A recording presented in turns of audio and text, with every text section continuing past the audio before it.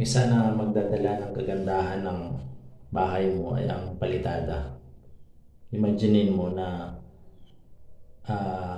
nagpapalitada ka sa isang mason. Tapos pagkatapos niya magawang palitada niya ay mayroong mababaw at nakaumbok sa ginawa niyang palitada. Kahit gaano pa kagaling ang pintor mo, hindi pa rin ganun kaganda ang kalalabasan ng pintura niya dahil makikita mo yung mga bako-bako doon sa pinalitadahan niya. At saka isa pa, magagastuhan ka sa pag-apply ng skim coat dahil kakapalan mo para mahabol mo ang patag ng palitada. Kaya ang magdadala talaga sa kagandahan ng bahay mo ay finishing. Kaya pagawa natin ng finishing palitada natin sa mga mahuhusay na mason. Sa video na ito, i-estimate natin kung magkano ang magagastos natin sa 48 square meter na palitada. Sa loob lang muna lahat, pati mga division sa loob, mga kwarto. I-estimate natin yon kung magkano magagastos natin, ilang simento at ilang buhangin magagamit natin. Doon sa mga nauna nating video, i-estimate natin doon mula pundasyon, mga wall, biga at saka bubong. At halos umabot na tayo doon ng 300,000 plus. I-estimate natin doon. Kung gusto nyo masilip at makita, panoorin nyo na lang yung video ko, yung mga naunang upload ko sa video na ito. Andun yung detalye ng pag-estimate natin sa bahay na 48 square meter. Okay? At kung bago ka sa channel ko, mag-subscribe ka. At pindutin mo na rin yung notification bell para updated ka sa mga bagong video natin. At paki-like na lang din. At siyempre paki-share na rin. Okay, ito na yung ini-estimate natin na bahay. Ang area nito ay 48 square meter. Sa mga nauna nating video, in-estimate natin yung pundasyon nito, yung wall, yung biga, kasama na yung mga bubong at kisame sa labas. Okay, pwede nyo masilip doon sa channel ko ang mga naunang na-upload na video nito. Andoon yung kabuang detalye. At ang estimate natin mula pundasyon hanggang bubong ay umabot na ng 308,377. 308,377. Ngayon, pwede na yung tirhan. Pero kailangan natin palitadahan. So, unahin natin pinishingan yung loob. At yun ang i-estimate natin sa video na ito. Kaya susundan nyo. Okay. Unahin natin ang division. Itong division, unahin natin sukatin yung area nito. Tapos yung division ng CR at saka room, itong dalawa. Okay. So ito na yon. Ito na yung division na to. Ito yung division dito sa gitna. 8 meter. Ayan. Tapos ito yung hallway kung saan papasok ka rito sa room 1, sa room 2, sa CR. Ang haba noon is 8 meter. Tapos yung taas ng wall natin is 3 meter. So kukunin natin yung area ng wall. So 8 meter times 3 meter is equals to 24 square meter. Yan. Ito yung symbol ng square meter natin. Yan. Pag sinulat kasi mahaba pa. Yan yung symbol niyan, m squared. Ngayon, ang gagawin natin, i-back to back na natin to. Kabilaan na. Kabilaan yung pipinisingan natin. Kaya 24 square meter, i-times natin yan sa 2. Sa 2. Kasi kabilaan na. Kaya magkabilaan na yung wall. times 2 is equals to 48 square meter. Okay, yung kabuuan nito back to back, kabilaan. Ngayon ay itong whole weight tatanggalin natin to, so ima-minus natin siya. So 48 square meter, ito 2 times 2.5, ang taas niya is 2.5 meter, ang luwang niya is 2 meter.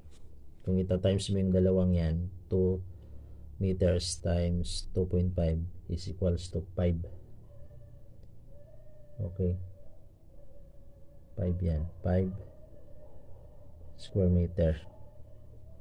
Para makuha na natin yung pipinisingan natin na wall, ay ang kabuuan yan is 43 square meter. Okay, nakuha na natin yung itong division na to. Ngayon ito naman, itong dalawa, ito siya, dito na siya ngayon. Okay, so ang luwang nito, kwadrado nito is 3 by 3. Ayan, 3 by 3. 3 meter times 3 meter is equals to 9 square meter. Yan na, 9 square meter ang kabuuan nito. Ngayon back to back, pinisingan din natin dito, wall dito, tsaka rito back to back, kaya i-times 2 natin yan. Kaya i-times 2 natin yan is equals to 18 square meter. Yan, 18 square meter. Ang sukat nito at saka ang sukat nito parehas lang. Yan. Kaya i-times 2 natin to para hindi na tayo mahirapan. Kaya 18 square meter times 2 is equals to 18 times 2, 36 equals to 36 square meter. Ngayon may pinto tayo dito tsaka rito, kaya ima-minus natin yun. Ang sukat ng pinto natin is 2 meter ang taas, 1 meter ang luwang. Ayan. Kaya kung kunin natin yan is yan o, 2 times 1 equals 2 square meter. Yung dalawa yung pinto natin, kaya i-times 2 natin siya. Times 2 equals 4. So 36 square meter minus 4 square meter is equals to 36 I mean, ayan, 36 square meter minus 4 equals 32 square meter. Okay, ayan. So nakuha na natin yung area nito. Ayan. Yan, kuhaan natin to back to back. Nakuha na natin, tinanggal na rin natin yung minus natin yung dalawang pinto. Ngayon ito na lang yung wall na to. So ito yun, ito yung wall na to. So ang luwang noon is 2 meter, tapos yung taas niya times 3 meter is equal to 6 square meter. Yan. Tapos yung pinarehas na natin yung sukat ng mga pinto tayo para hindi tayo mahirapan. Kaya 6 square meter minus 2 square meter, ito yun yung pinto, 2 square meter is equals to 4 square meter. Okay, ito yung sa CR natin, banda sa harap. Ito yun, yung banda sa harap. Ngayon nakuha na natin ito lahat, ito tsaka to, nakuha na natin yan. Ang isusunod natin na kukunin yung loob naman ng palibot na to. Okay, ito ng paikot kasi tapos natin to. Ito naman yung wall na to. Okay, so isa-isahin natin to.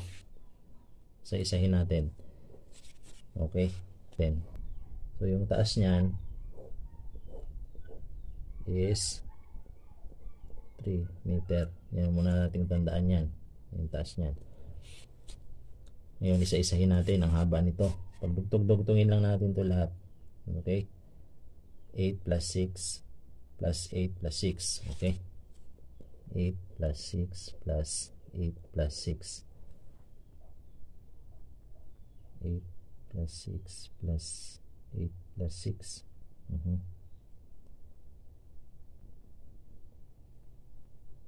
28 equals 28 meter. Times natin sa 3. Yung height ng wall natin is times 3 meter is equals to 28 times 3. 84 square meter. Okay, 84 square meter.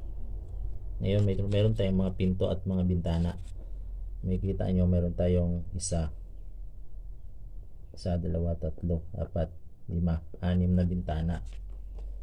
Okay, ang sukat ng bintana natin is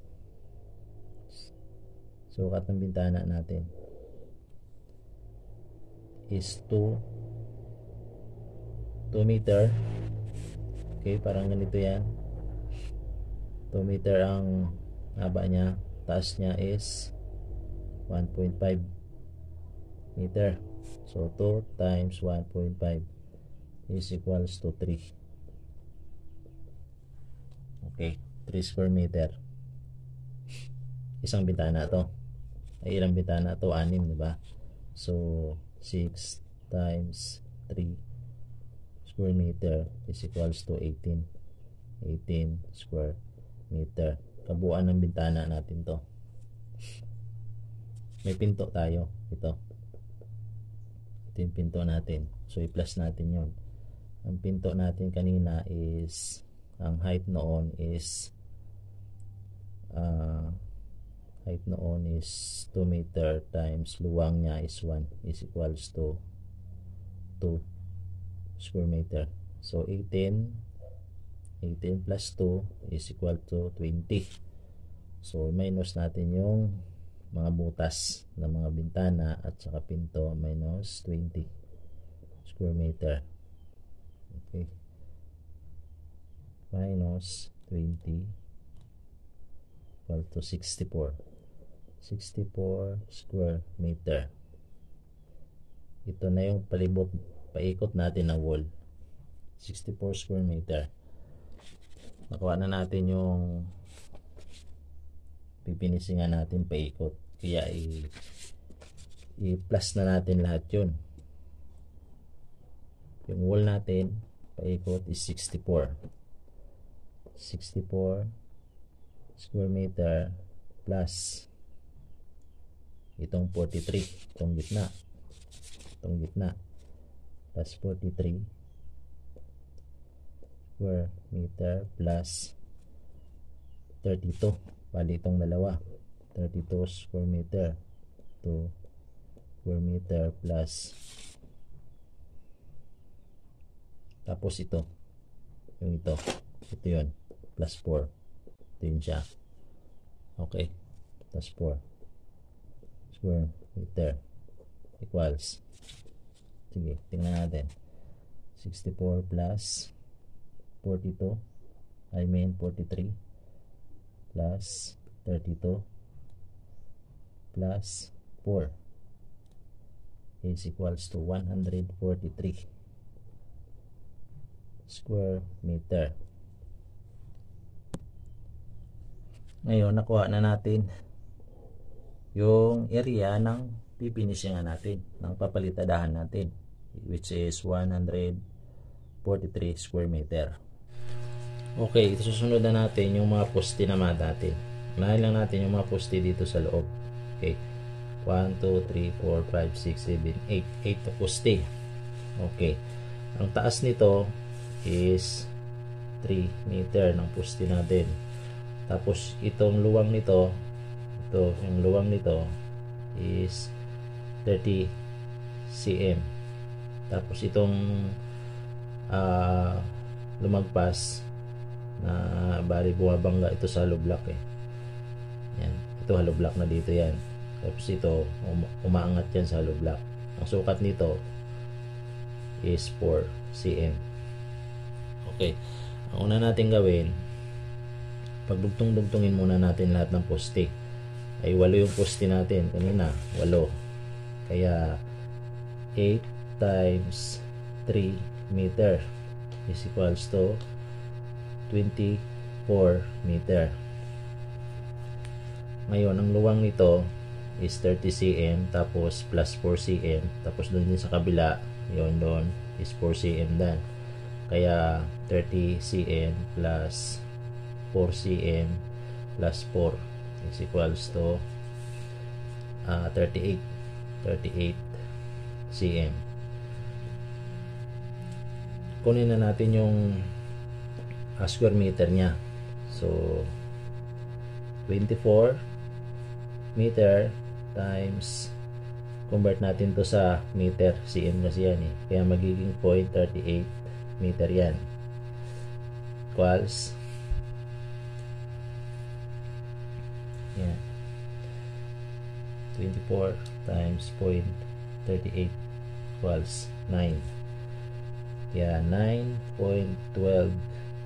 Okay. 9.12 square meter. Square meter. Okay. Ito na yung mga poste natin. Sunod natin yung biga natin. Okay. Sunod natin yung biga natin. Unahin muna natin yung mga biga na nakapatong sa hollow block. Ito yun. Itong paikot. Tapos ito. Sa gitna. Kaya 8 meter plus 8 meter plus 8 meter plus 6 meter plus 6 meter. Okay. 8 plus 8 plus 8 plus 6 plus 6. 8 times 3 equals 24 plus 12. 36 equals 36 meter. Dahil ang poste natin sa kabiga same lang ang kwadrado niyan, kaya i-times na rin natin yan sa parehas lang na sa poste natin. Kaya times 0.38 meter equals, okay, dito natin ilagay, equals times 0.38 equals 13.68 square meter. Yan na yung biga natin na nakapatong sa hollow block. Ngayon yung sa kuan naman nakahang. Ito nakahang yan. Okay, nakahang yan. Kaya ang kwadrado kwadrado niyan kunin muna natin is 30 cm plus 25 cm plus 30 cm plus 25 cm equals 5 times 25 plus 30 plus 30 equals 110 cm. Okay. Ang haba nito is 6 meter. Ayun, 6 meter. Kaya 6 meter times 110 cm. Convert na natin yon sa metro. Kaya 1.10 meter is equals to 6 meter times 1.10 equals 6.66.6 square meter. Okay, nakuha na natin lahat. Ngayon, ipagpa-plus na lang natin yan. Kaya 13.68 plus 9.12 plus to 6.6 is equals to 13.68 plus 9.12 plus 6.6 equals, okay, 29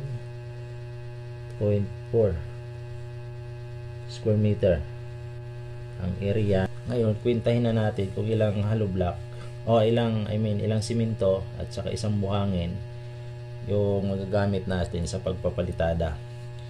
Yung wall, nakuha na natin yung area noon is 143 square meter. Unahin natin yung wall. Okay. 143 square meter. Okay, ito. Base ko sa experience ko, sa 4 square meter, makaka-consume tayo ng isang semento. Ako mismo nagpapalitada. Ginagawa ko mismo yan. Kaya kabisado ko yung takbo ng trabaho at kung ilan magagamit. Okay. Ito yon. 4 square meter. Ito is 2 meter. Tapos ito is 2 meter. Pag tinimes mo yan, 2 times 2 equals 4 square meter. Bali, 1 bag yung mga gamit yan. 1 bag cement. Yan. 1 bag cement sa 4 square meter. Isang bag na cement ang mga gamit natin yan. Kaya, ang gagawin natin yan, 143 square meter, i-divide natin yan sa 4 para makuha natin yung bilang ng simento. Okay.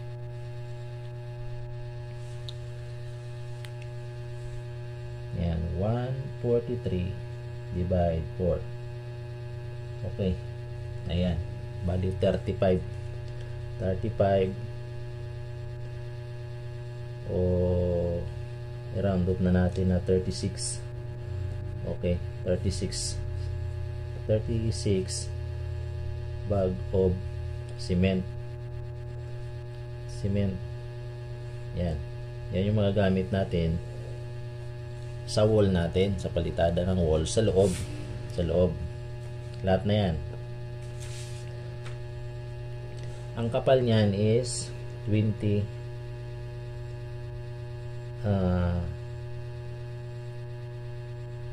o 2 cm. 2 cm ang kapal niyan. 2 cm ang kapal ng palitada. Yan, 2 cm ang kapal ng palitada. Kung magtitipid ka, mayroon pang mas manipis dyan na pwede mo ipalitada. 1 cm. Yan, 1 cm pwede dyan. Pero karaniwang ginagamit sa building, sa bahay, ang kapal ng palitada is 2 cm. 2 cm. Ayan. Diyan natin binase yung yung pag-estimate ng simento sa 2 cm na kapal. Okay. Kaya yan. Nakuha na natin yung bag ng simento para sa wall. Ngayon sa poste at mga biga naman natin. Ngayon isunod natin yung poste natin saka mga biga. Sa poste at mga biga, medyo matapang-tapang dito yung timplada ng simento. Kasi mahirap ipakapit dito yung simento kaya medyo matapang-tapang. Ang area ng nakuha natin sa biga at sa mga poste is 29.4 square meter. So 29.4 square meter. Dito naman medyo matapang siya. Kaya sa isang bag na simento, ang makukover niya na area is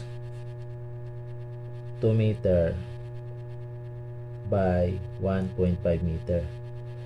Pag i-times mo yan, 2 meter times 1.5 equals to 3 meter square meter. Yan. Kaya sa isang simento, ang makukover niya na papalitadahan mo is 3 square meter. Yan. 1 bag yan. Yan. Kaya i-divide natin to ngayon sa 3. Okay? 29.4 4 divide 3. Okay. 9 o 10 na. I-round up natin sa 10 bag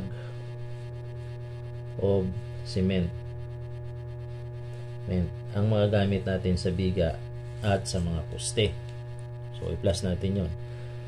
36 plus 10 is equals to 46 bag. Okay. Yan yung makukonsume natin na simento, palitada sa loob lang muna, at sa mga biga. Okay. Ngayon, ilan kayang buhangin ang mga gamit natin dito? Okay. Sa wall natin na may 36 na cement, ang timplada natin yan, 3 isa.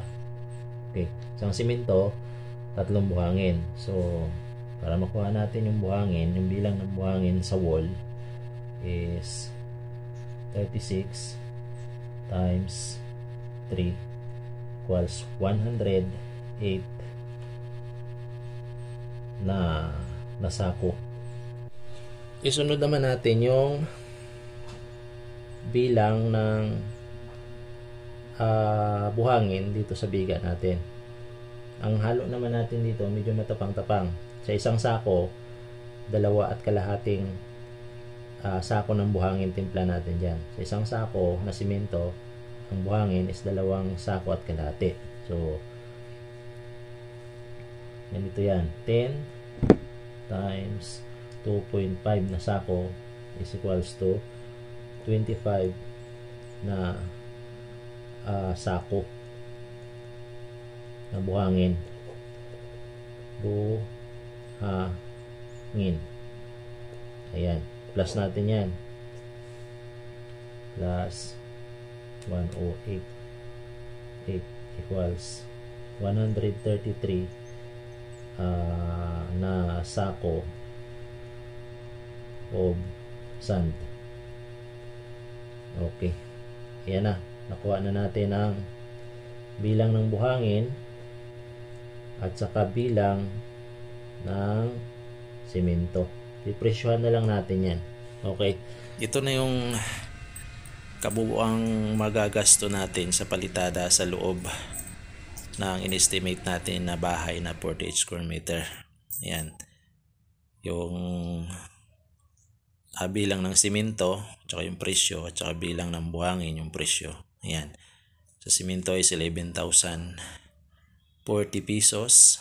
Yung mga gasto natin. Tapos sa buhangin is 5,985 pesos sa buhangin natin. Ang total 17,025. Okay. Sa susunod, estimate naman natin yung magagasto natin sa kisame sa loob at saka yung naiwan nating palitada sa labas. I-estimate din natin yon. Tapos pintura. Marami-rami pa tayong i-estimate hanggang magkano kaya ang magagasto sa 48 square meter na bahay. Okay?